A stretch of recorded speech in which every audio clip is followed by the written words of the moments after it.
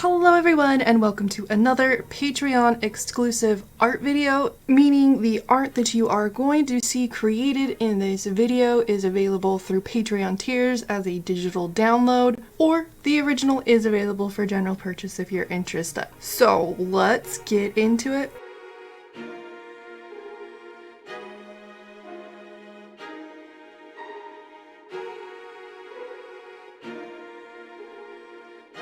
So it looks like this is going to be the Zni Grinich, according to a pronunciation thing I just listened to. That's how you say it. This is a Slovenian and Russian folklore. It is a serpent with the head of a human being, or a human being that is a snake from the waist downwards. The monster is often associated with Baba Yaga. Ooh, Baba Yaga would be fun. I wonder if there's horror movies focusing on Baba Yaga. We'll see what happens. Stay tuned, I guess. So doing some of the research on this, just general Googling, it seems like there's a lot of dragons, and I thought at first maybe I'd do a dragon, but really focusing on what it says here regarding the Zni Grinich, did I say that right this time? I don't remember. I think it would be best to do literally a serpent snake thing.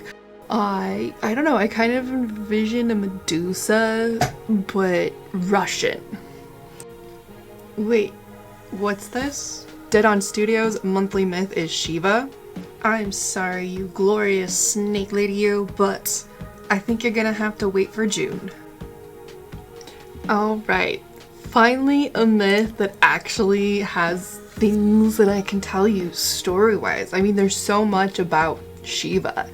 For those who are not familiar with Shiva, Shiva is considered the destroyer, one of the three supreme gods from the Hindu mythology. Shiva's destructive powers can be very terrifying, but also has a positive side in the destruction because it also creates. And that aspect of the creation is what you see created before you. I wanted to do the galaxy in a symbol of the weapon Shiva uses, the trident, so that is why I picked this background. And I did a technique I haven't done in a really long time. I actually used watercolor paints versus watercolored pencils for this portion of the piece, and it was a lot of fun and exciting and definitely has inspired something that I'll probably do on stream. So Shiva, destruction and creation. It's a really awesome idea into a god in my opinion. Shiva is often depicted in a meditative pose, which is one reason I did pick the pose that I did. There's so much symbology in everything about him. If you want to go into that and research it yourself, I highly recommend it if you are into mythology of any sort. But I wanted to talk about or share more of a myth with you. So that's what we're gonna do instead of going into all the awesome epicness of Shiva. There are two myths of Shiva that I'm going to go over today. One is pretty simple, but it is one of the most popular, most common stories, and that's the birth of Shiva. According to the myth, Brahma and Vishnu were having an argument. They each thought that they were stronger than any other god. You know, typical god arguments, right? Out of nowhere, a blazing pillar appeared. It was so high it seemed to reach the heavens from the earth. Brahma transformed himself into a goose to fly up to the very top so he could find out what was going on. But he could never find the top of the pillar. Vishnu transformed into a boar to tunnel down to the earth to find the roots of the pillar, but he wasn't successful either.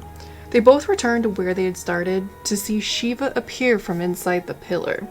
They immediately knew that this being before them was a god of great power, and he was equal, becoming a fellow ruler of the universe. And now for my most favorite myth regarding Shiva. I don't know if it's officially called the dance, but we're gonna call it the dance.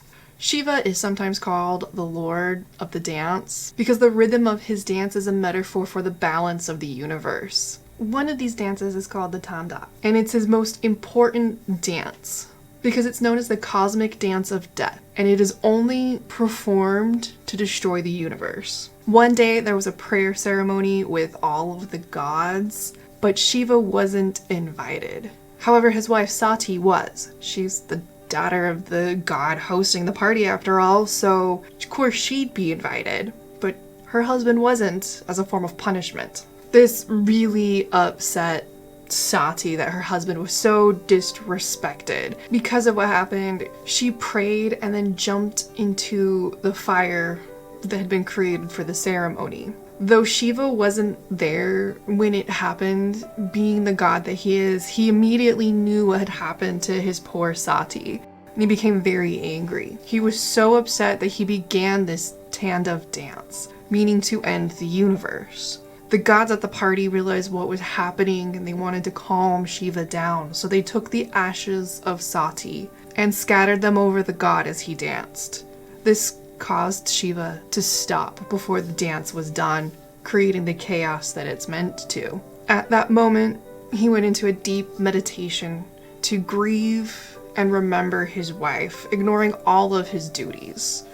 Sati was eventually reincarnated or reborn as Parvati. Once she was born, Shiva came out of his meditation and his grief, found her, and they were married. It's sweet. I like it. Love conquers all, different lifetimes, blah blah blah blah blah, yada yada yada.